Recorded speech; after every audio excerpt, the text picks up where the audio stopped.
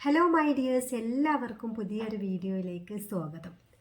ഇന്ന് നമ്മൾ ഡിസ്കസ് ചെയ്യാൻ പോകുന്ന ഒരു ടോപ്പിക് എന്ന് പറയുന്നത് ഒറ്റപ്പെടലിനെ എങ്ങനെ രസകരമാക്കാം എന്നുള്ളതാണ്. ജീവിതത്തിൽ ഒരു നിമിഷമെങ്കിലും ഒറ്റപ്പെടൽ അനുഭവിക്കാത്ത ഒരാളും ഉണ്ടായിരിക്കില്ല, ശരിയല്ലേ? ഒറ്റപ്പെടൽ എന്ന് പറയുമ്പോൾ രണ്ട് രീതിയിൽ നമുക്ക് ഈ ഒറ്റപ്പെടലിനെ നിർവചിക്കാൻ വേണ്ടിയിട്ട് പറ്റും. അതായത് ആരുമില്ലാതെ ഒറ്റപ്പെട്ട് പോകുന്ന അവസ്ഥ. രണ്ടാമതായിട്ട് എല്ലാവരും കൂടെ ഉണ്ട് എങ്കിലും നമ്മൾ ഒറ്റപ്പെട്ട് എന്നുള്ള ഒരു ഫീലിംഗ് നമുക്ക് തോന്നുന്ന ഒരവസ്ഥ. ഇതിൽ ഏത് ഒറ്റപ്പെടലാണ് നിങ്ങൾ അനുഭവിച്ചിട്ടുള്ളത് എങ്കിൽ നമ്മുടെ കമൻറ്റിൽ വന്നിട്ട് നിങ്ങളൊന്ന് അത് ടൈപ്പ് ചെയ്തിട്ടിടണേ. അപ്പോൾ നമുക്ക് നേരെ വീഡിയോയിലോട്ട് പോകാം. നമ്മൾ ജീവിതത്തിൽ ഒറ്റപ്പെട്ട് പോകുന്ന, അതായത് നമുക്ക് ആരും കൂടെ ഇല്ലാണ്ട് ഒറ്റപ്പെട്ട് പോകുന്ന അവസ്ഥകളുണ്ട്. അങ്ങനെയുള്ള അവസ്ഥകൾ വരിക എന്നൊക്കെ പറഞ്ഞു കഴിഞ്ഞാൽ, അതായത് എന്തെങ്കിലും ഇപ്പോൾ നാച്ചുറൽ കലാമിറ്റീസൊക്കെ സംഭവിച്ച്, അതല്ലെങ്കിൽ വേറെ എന്തെങ്കിലും ഡെത്ത്, അങ്ങനത്തെ സംഭവങ്ങളൊക്കെ വന്നിട്ട് നമ്മുടെ കൂടെയുള്ള നമ്മുടെ റിലേറ്റീവ്സ് കാര്യങ്ങളൊക്കെ നമ്മളോട് വിട്ട് പിരിഞ്ഞു പോകുന്ന ഒരവസ്ഥ. അങ്ങനെ പല വ്യക്തികളും ഒറ്റപ്പെട്ട് പോവാറുണ്ട് ജീവിതത്തിൽ, അല്ലേ? പിന്നെ അതോടൊപ്പം തന്നെ നമുക്ക് കൂടെ ഒരുപാട് ആളുകൾ ഉണ്ടായിട്ടും, ഇതാണ് വളരെയധികം ഇമ്പോർട്ടൻ്റ് ആയിട്ടുള്ള കാര്യം, ഒരുപാട് പേര് നമുക്ക് കൂടെ ഉണ്ടാവും, പക്ഷെ അവരിൽ നിന്നെല്ലാം ഒറ്റപ്പെട്ട് കഴിയേണ്ട ഒരവസ്ഥയും നമ്മൾ അനുഭവിക്കാറുണ്ട്. ഇതിനെ കുറിച്ചിട്ട് സംസാരിക്കുകയാണെങ്കിൽ ഏതെല്ലാം രീതിയിൽ ഇങ്ങനെ മറ്റുള്ളവർ ഒറ്റപ്പെടുത്താറുണ്ട്.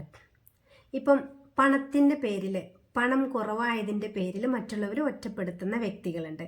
അതോടൊപ്പം തന്നെ സൗന്ദര്യമില്ലാത്തതിൻ്റെ പേരിൽ, നിറം കുറഞ്ഞതിൻ്റെ പേരിൽ, ഇനി സ്ത്രീകളാണെങ്കിൽ അവർക്ക് സ്വർണം, എന്താ പറയുക, ഒരു ഗോൾഡിൻ്റെ ഒരു പവർ, ഗോൾഡ് എത്രത്തോളം അവരുടെ കയ്യിലുണ്ടോ എന്നുള്ള രീതിയിലൊക്കെ പരിഗണിച്ചിട്ട് ആളുകൾ ഒറ്റപ്പെടുത്താറുണ്ട്. അപ്പോൾ അതായത് അവരെ ഒന്നിനും കൊള്ളില്ല എന്നുള്ള രീതിയിൽ ഒറ്റപ്പെട്ടു പോകുന്ന ആളുകൾ. അപ്പം ഈ ഒരു അവസരത്തിലൂടെയൊക്കെ കടന്നു പോയിട്ടുള്ള വ്യക്തികൾക്ക് മാത്രമേ ആ ഒരു ഒറ്റപ്പെടൽ നന്നായിട്ട് ഫീൽ ചെയ്യുള്ളൂ, അതിൻ്റെ വേദന എത്രത്തോളം ഉണ്ടെന്ന് മനസ്സിലാക്കാൻ പറ്റുള്ളൂ.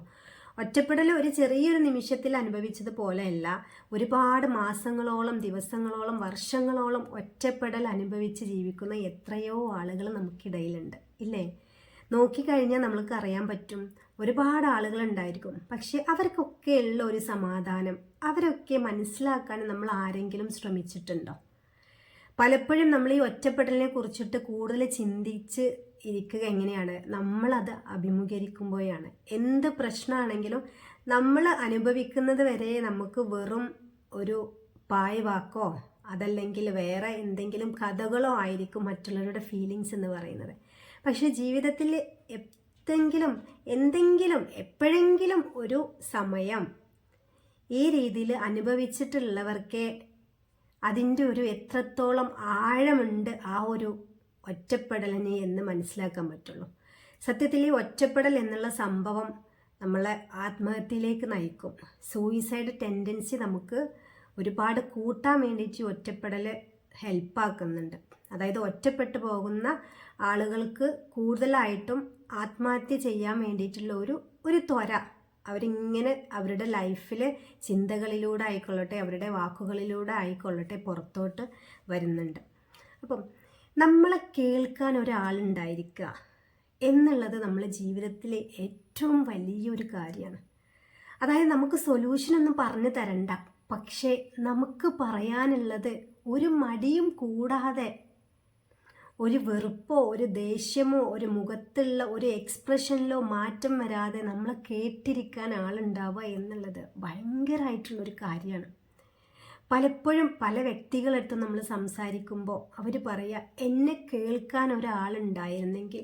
ചുറ്റുഭാഗം എല്ലാവരും ഉണ്ടായിരിക്കും, മദർ, ഫാദർ, പിന്നെ പാർട്ട്നേഴ്സ്, മക്കള്, എല്ലാവരും, റിലേഷൻഷിപ്പിലുള്ള എല്ലാവരും ഉണ്ടായിരിക്കും. പക്ഷേ നമ്മളെ ഒന്ന് കേൾക്കാൻ ഒരു 5 മിനിറ്റ് നമുക്ക് വേണ്ടിയിട്ട് മാറ്റി വെക്കാൻ ടൈമില്ലാതെ എത്രയോ ആളുകൾ വിഷമിക്കുന്നുണ്ട്. എന്നെ ഒന്ന് കേട്ടിരുന്നെങ്കിൽ എന്ന് ചിന്തിക്കുന്ന എത്രയോ വ്യക്തികളുണ്ട്, എത്രയോ ഭാര്യമാരുണ്ട്. എൻ്റെ ഭർത്താവ് എന്നെ ഒന്ന് കേട്ടിരുന്നെങ്കിൽ, എൻ്റെ ഫീലിങ്സ് ഒന്ന് മനസ്സിലാക്കിയിരുന്നെങ്കിൽ, എന്നൊന്ന് ഈ ഒരു ഒറ്റപ്പെടലിൽ നിന്നൊന്ന് കരകയറാൻ വേണ്ടിയിട്ട് എന്നെ ഒന്ന് ഹെൽപ്പ് ചെയ്തിരുന്നെങ്കിൽ എന്ന് ചിന്തിക്കുന്ന എത്രയോ ഭാര്യമാരുണ്ട്, എത്രയോ ഉമ്മമാരുണ്ട്, എൻ്റെ മക്കളൊന്ന് കേട്ടിരുന്നെങ്കിൽ എന്ന് ചിന്തിക്കുന്ന എത്രയോ അച്ഛന്മാരുണ്ട് ഇല്ലേ?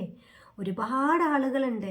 എല്ലാവരും ഉണ്ടായിട്ടും ജീവിതത്തിൽ ഒറ്റപ്പെട്ടു പോകുന്ന ആ ഒരു നിമിഷത്തെക്കുറിച്ച് നിങ്ങളൊന്ന് ചിന്തിച്ച് നോക്കിക്കേ.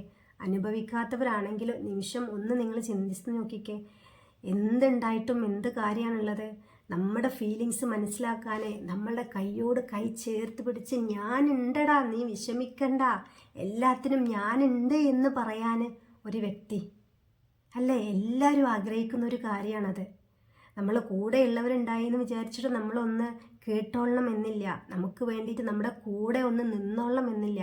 പലപ്പോഴും ഞാൻ നേരത്തെ പറഞ്ഞതുപോലെ തന്നെ ആരുമില്ല എന്ന തോന്നലിൽ നിന്നൊക്കെ നമുക്ക് എന്താണ് ഈ ഒരു സൂയിസൈഡ് ടെൻഡൻസി വരാം. ഇപ്പോൾ പൊതുവേ നമ്മൾ പറയുകയാണെങ്കിൽ പിന്നെ എന്തെങ്കിലും റീസൺ, ഇപ്പോൾ ബ്രോക്കൺ ഫാമിലി ആയിട്ടുള്ള ആളുകളെ, ഇപ്പം വിധവകളെ, അതോടൊപ്പം തന്നെ സെപ്പറേറ്റ് ആയിട്ട് ജീവിക്കുന്ന സ്ത്രീകളെ എല്ലാവരും ഒറ്റപ്പെടുത്തും.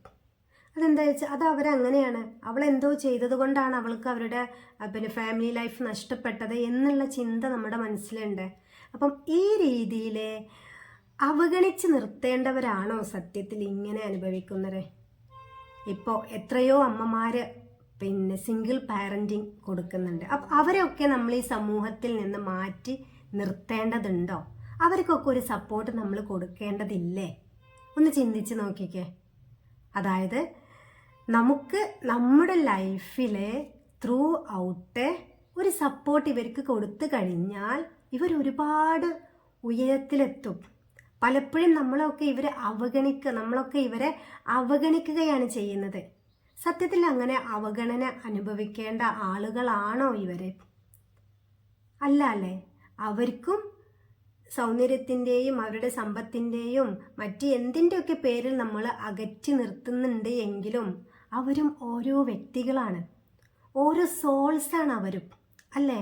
അപ്പോൾ നമ്മൾ എന്ത് ചെയ്യുക? നമുക്ക് പറ്റാവുന്ന ഒരു കാര്യം എന്ന് പറയുന്നത് മറ്റുള്ളവർക്ക് ഒരു രീതിയിലെങ്കിലും അവരുടെ ജീവിതത്തിൽ ഒരു സമാധാനം, ഒരു സന്തോഷം നമുക്ക് കൊടുക്കാൻ കഴിയുന്നുണ്ട് എങ്കിൽ അതായിരിക്കും ഏറ്റവും വലിയ കാര്യം എന്ന് പറയുന്നത്.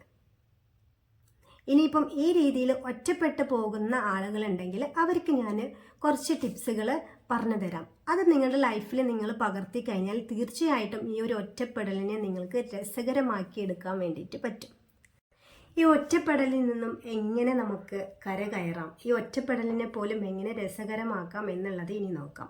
അതായത് നമുക്ക് എല്ലാവർക്കും ഓരോ ഹോബികൾ ഉണ്ടായിരിക്കും, നമുക്ക് ഒരുപാട് സന്തോഷം തരുന്ന ഹോബീസ് ഉണ്ടായിരിക്കും. അപ്പം ആ ഹോബീസിലോട്ട് നമ്മൾ ഫോക്കസ് കൊടുക്കുക, കൂടുതലായിട്ട് ആ ഹോബീസിൽ ഫോക്കസ് ചെയ്യുക എന്നുള്ളതാണ് നമുക്ക് ചെയ്യാൻ പറ്റുന്ന ഒരു കാര്യം എന്ന് പറയുന്നത്. അപ്പോൾ ഇതുവരെ നിങ്ങൾക്ക് അങ്ങനെ ഒരു ഹോബി ഇല്ലെങ്കിൽ നിങ്ങളുടെ താല്പര്യം മുൻനിർത്തി ആ ഹോബി എന്താണെന്ന് നിങ്ങൾ കണ്ടെത്തി അതിൻ്റെ പിറകെ പോവുക എന്നുള്ളതാണ്. പലപ്പോഴും നമ്മൾ വെറുതെ ഇരിക്കുമ്പോഴാണ് ഈ ഒറ്റപ്പെടൽ നമുക്ക് ഡീപ്പായിട്ട് അതിൻ്റെ ഉള്ളിലേക്ക് നമ്മൾ ഇറങ്ങി ചെല്ലുന്നത്. അപ്പോൾ നമ്മൾ ഉള്ള സമയം നമുക്ക് എത്ര ടൈമാണോ കിട്ടുന്നത് ആ ഒരു ടൈമിനെ നമ്മൾ ഫലപ്രദമായി ഉപയോഗിച്ച് കഴിഞ്ഞാൽ, അതായത് ഫുൾ ടൈം നമ്മൾ നല്ല ബിസി ആയിട്ടിരുന്ന് കഴിഞ്ഞാൽ ഒരിക്കലും നമ്മൾ ഒറ്റപ്പെട്ടു എന്നുള്ള ഒരു തോന്നൽ നമുക്ക് ഉണ്ടായിരിക്കില്ല. അപ്പം നമ്മുടെ ഒരു ഫോക്കസ് എന്ത് ചെയ്യുക, നമ്മളുടെ ഒരു ഹോബിയിലോട്ട് നമ്മൾ മാറ്റിയെടുക്കുക. ആ ഒരു ഹോബി ഇനിയിപ്പോൾ നിങ്ങൾക്ക് ചിത്രം വരയ്ക്കാൻ ഇഷ്ടമുള്ളവരാണെങ്കിൽ ആ രീതിയിൽ ചെയ്യുക, പാട്ട് പാടാൻ ഇഷ്ടമുള്ളവരാണെങ്കിൽ ആ രീതിയിൽ ചെയ്യുക, നിങ്ങൾക്ക് അഗ്രികൾച്ചർ ഇഷ്ടമാണെങ്കിൽ അങ്ങനെ ചെയ്യുക, വരയ്ക്കാൻ ഇഷ്ടമുള്ളവർക്ക് വരയ്ക്കുക. അങ്ങനെ നിങ്ങളുടെ ഹോബി എന്താണോ ആ ഹോബി കണ്ടെത്തിയിട്ട് അതിൻ്റെ പിറകെ പോവുക എന്നുള്ളതാണ്. അതായത് ഒരു നിമിഷം പോലും പാഴാക്കാണ്ട് ഫുൾ ടൈം നിങ്ങൾ എൻഗേജ്ഡ് ആയിട്ടിരിക്കുക എന്നുള്ളതാണ് ചെയ്യാൻ പറ്റുന്ന ഫസ്റ്റത്തെ ഒരു കാര്യം. പിന്നെ എപ്പോഴും ഞാൻ ഒറ്റപ്പെട്ടു, എനിക്ക് ആരും ഇല്ലല്ലോ എന്ന ചിന്ത ഒഴിവാക്കിയിട്ട് എനിക്ക് ഞാനുണ്ട്. അതായത് നമ്മൾക്ക് നമ്മുടെ ശരീരം, ആ ശരീരത്തിനുള്ളിൽ ഒരു സോളും ഉണ്ട് ഇല്ലേ? ശരീരം മാത്രമാണോ അല്ല, സോള് മാത്രമാണോ അല്ല. അപ്പം എന്താണ്, ശരീരത്തോട് പറയാം നിനക്ക് നല്ലൊരു സോളുണ്ട് എന്ന്, സോളിനോട് പറയാം എന്ത്, നിനക്ക് നല്ലൊരു ശരീരമുണ്ട് എന്നുള്ളത്. അതായത് നമുക്ക് ആരില്ലെങ്കിലും നമുക്ക് എനിക്ക് ഞാനുണ്ട് എന്നുള്ള ഒരു ബോധത്തിൽ നിങ്ങൾ ജീവിക്കാൻ വേണ്ടിയിട്ട് ശ്രദ്ധിക്കുക. പിന്നെ എപ്പോഴും നമ്മളിങ്ങനെ നമ്മൾ സെൽഫ് മോട്ടിവേറ്റഡ് ആയിട്ട് ഇങ്ങനെ ടോക്ക് ചെയ്തുകൊണ്ടിരിക്കുക, നിനക്ക് ഞാനുണ്ട്, എൻ്റെ എല്ലാവരും ഉണ്ട് എന്നുള്ള രീതിയിൽ നമുക്ക് എപ്പോഴും ഒരുപാട് തിരക്കുകളിലൊക്കെ ഉള്ളതായിട്ട് നമ്മൾ വിഷ്വലൈസ് ചെയ്യുക. ഓക്കെ, ഒരുപാട് ആളുകൾ നമ്മളുടെ അടുത്തേക്ക് വരുന്നു, നമ്മളോട് സംസാരിക്കുന്നു, പിന്നെ സ്നേഹത്തോടെ പെരുമാറുന്നു. ഇതെല്ലാം നമ്മൾ ഇങ്ങനെ ഡേ ഡ്രീം പോലെ കാണാം. ഓക്കെ, അപ്പോൾ അത് ചെയ്യാം. പിന്നെ വായിക്കാൻ ഇഷ്ടമുള്ളവർക്കാണെങ്കിൽ വായിക്കാം, എഴുതാൻ ഇഷ്ടമുള്ളവർക്കാണെങ്കിൽ എഴുതാം. ഇന്ന് അങ്ങനെ ഒരുപാട് അവസരങ്ങൾ നമുക്ക് മുമ്പിലുണ്ട് അല്ലേ. ഇനിയിപ്പം റിട്ടയർഡ് ആയിട്ടൊക്കെ ഇരിക്കുന്ന, ഒന്നും ചെയ്യാനില്ല എന്ന് വിചാരിച്ചിട്ടിരിക്കുന്ന ഒരുപാട് അധ്യാപകരൊക്കെ ഉണ്ടായിരിക്കും. അപ്പോൾ അവർക്കായിട്ടുള്ളത്, അവർക്കും ഉണ്ടാവും എന്തെങ്കിലും ഒരു ഹോബീസ്, എൻഗേജ്ഡ് ആയിട്ടിരിക്കാൻ വേണ്ടിയിട്ടുള്ള കാര്യങ്ങൾ ഉണ്ടായിരിക്കും. അപ്പോൾ അവ എല്ലാം കണ്ടെത്തി അതിൻ്റെ പിറകെ പോവുക എന്നുള്ളതാണ് അവർക്കും ചെയ്യാൻ പറ്റുന്ന ഒരു കാര്യം.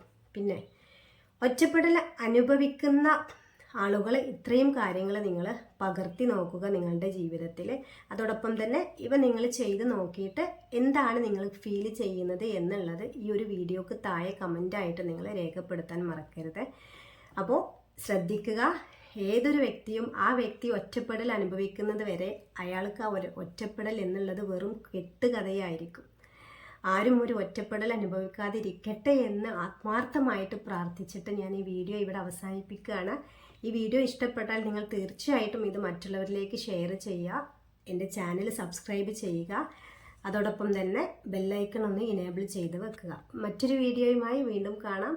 See you soon.